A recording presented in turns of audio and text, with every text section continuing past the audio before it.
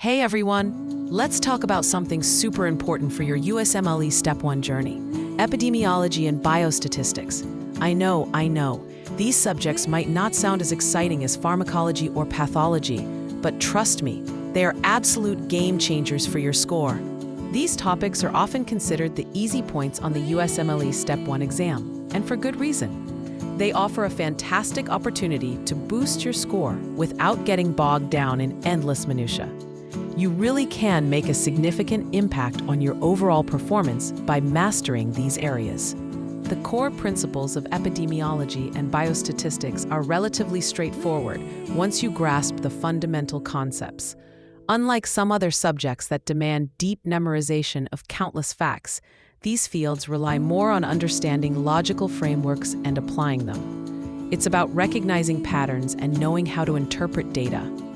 What makes them even better is how highly testable these concepts are. The exam writers love to include questions from epidemiology and biostatistics because they assess your critical thinking and ability to interpret medical literature, which are crucial skills for any future physician. You'll see these questions pop up consistently. Ultimately, mastering these subjects is incredibly valuable for your overall exam success. They provide a solid foundation of points that can make a real difference, especially when you're feeling the pressure from other, more complex topics. Think of them as your reliable allies on test day. So why are these subjects considered so easy and high yield? Let's dive into the specifics that make them such a strategic advantage for your Step 1 preparation. You'll quickly see why dedicating time here is a smart move. One of the biggest reasons for their perceived ease is the sheer predictability of the material. The Step 1 exam, despite its vast scope, actually focuses on a limited and well-defined set of concepts within epidemiology and biostatistics. This means you don't have to learn everything under the sun. Specific epidemiology concepts are consistently tested year after year. This consistency allows you to focus your study efforts on exactly what you need to know, rather than guessing what might appear. It's like having a cheat sheet for the exam topics. Key epidemiology topics always include study designs. Understanding the different types of studies is fundamental, and the exam will definitely test your ability to differentiate them and understand their strengths and weaknesses.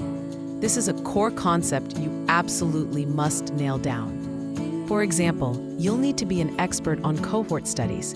These studies follow groups of individuals over time to see who develops a disease, and they are crucial for understanding incidence and risk factors. Knowing how to identify and interpret them is essential.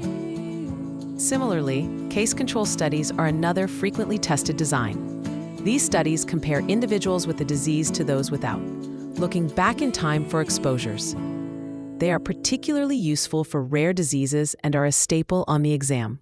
And of course, randomized controlled trials, or RCTs, are the gold standard for evaluating interventions.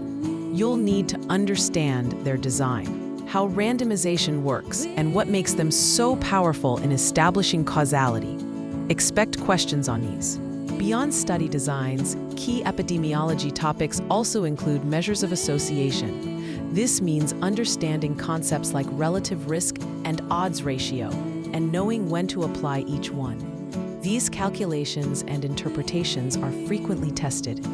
You'll also consistently encounter questions on bias and confounding, identifying different types of bias, like selection bias or recall bias, and understanding how confounding variables can distort results is critical for accurate interpretation.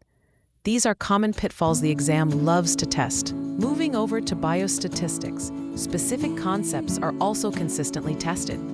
Just like epidemiology, there's a finite set of statistical principles that the USMLE Step 1 focuses on, making your study path clear. You won't be surprised by obscure statistical methods. Key biostatistics topics include understanding statistical tests. You'll need to know when to use a t-test, a chi-square test, or ANOVA, and what each test tells you. The exam often presents a scenario and asks you to choose the appropriate test. Interpreting p-values is another fundamental skill you'll be tested on. Understanding what a p-value represents, its limitations, and how it relates to statistical significance is absolutely crucial. Don't just memorize the 0.05 cutoff. Understand its meaning. Similarly, interpreting confidence intervals is a high-yield biostatistics concept. Knowing how to read a confidence interval, what it tells you about the precision of an estimate, and how it relates to statistical significance is vital. These appear frequently. You'll also need to grasp concepts like sensitivity. Understanding sensitivity as the proportion of true positives correctly identified is key for evaluating diagnostic tests. This is a straightforward calculation and interpretation that comes up often. And of course, grasping concepts like specificity is equally important. Specificity, the proportion of true negatives correctly identified, complements sensitivity in assessing a test performance. You'll need to know how these two measures interact. Finally, you must understand predictive values, both positive and negative. These tell you the probability that a positive or negative test result is truly correct, given the prevalence of the disease. These are highly clinically relevant and testable. The exam tends to ask the same types of questions about these concepts, just with different clinical scenarios. This means that once you understand the underlying principle, you can apply it to a variety of situations.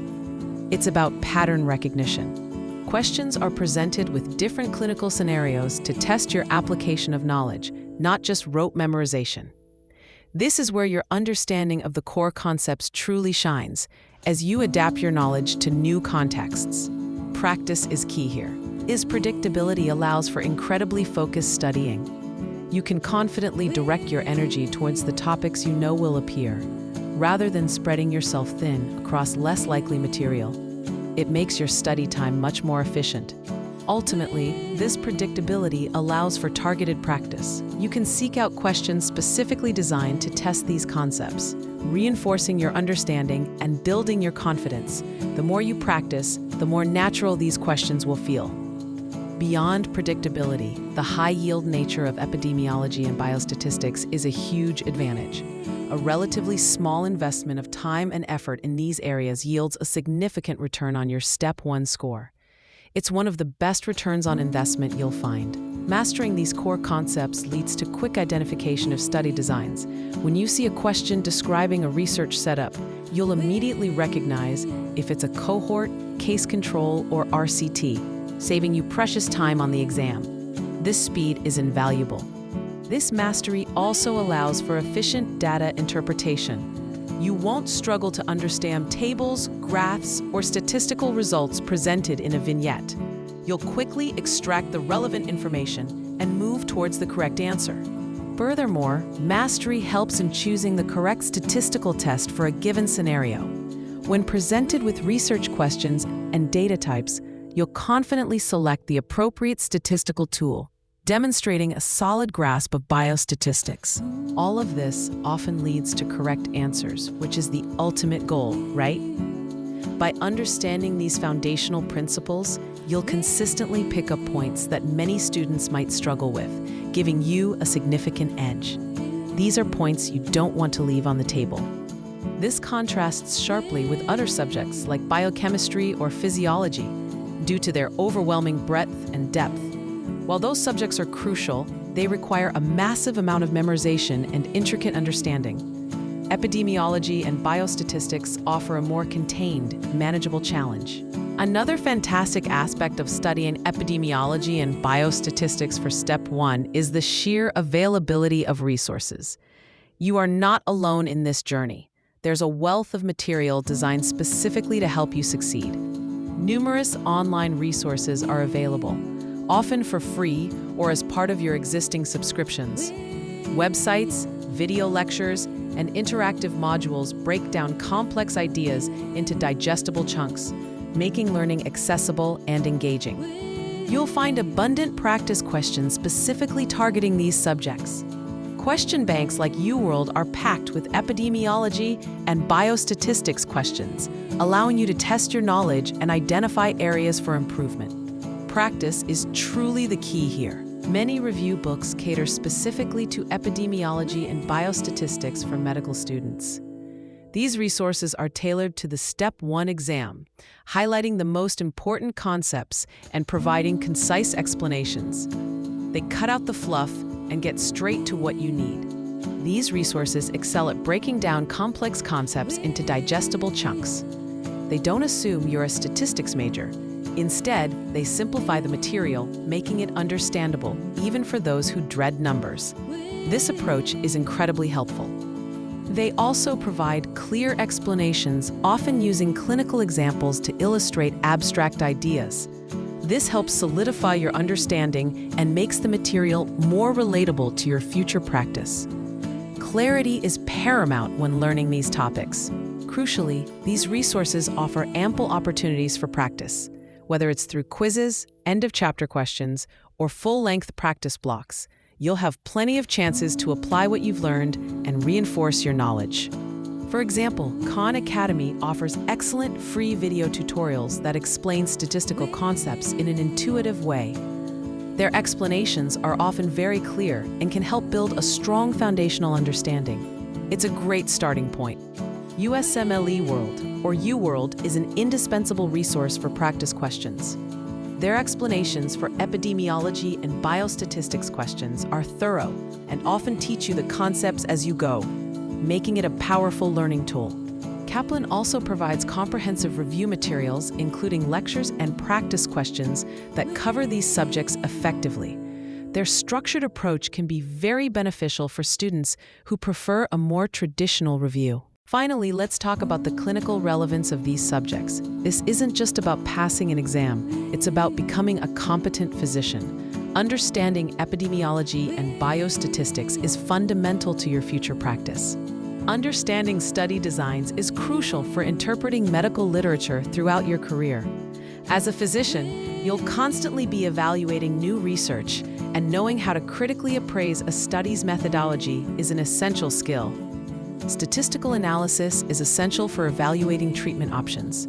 When new drugs or therapies emerge, you'll need to understand the data supporting their efficacy and safety.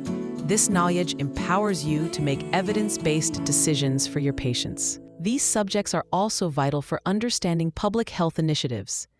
Whether it's vaccination campaigns, disease screening programs, or health policy changes, epidemiology provides the framework for understanding population health.